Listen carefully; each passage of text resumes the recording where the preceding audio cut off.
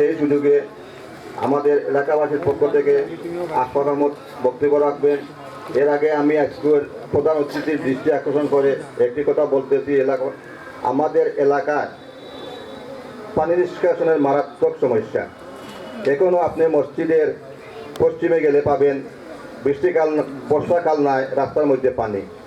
তো আমি আজকের অনুষ্ঠানের প্রধান অতিথিকে একটি বিশেষ অনুরোধ করব, আমাদের পাশে যে বাইপাস সড়কটি আছে, এই সড়কটি হয় আমাদের পানি নিষ্কাশনের মারাত্মক অসুবিধা হয়েছে। এই বাইপাস সড়কের মধ্যে কোনো ড্রেন নাই।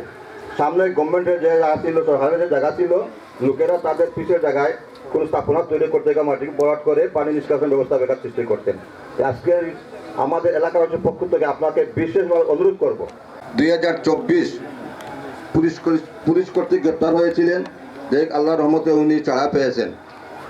এবং আরও একটা কথা দৃষ্টি আকর্ষণ করব, এই আশফাক আহমদের বড় ভাই আনহার আহমদ, উনি সদর থানা ছাত্রদলের প্রতিষ্ঠাতা সহসভাপতি ছিলেন। এই আজকের অনুষ্ঠান করতে গিয়ে উনি আমাদেরকে বিভিন্নভাবে সহযোগিতা করেছেন। ওনার বিভিন্ন সহযোগিতার মাধ্যমে আমরা এই সুন্দর অনুষ্ঠানটি করতে পারছি। এই বলে আমি উনি বর্তমানে লন্ডন আছেন।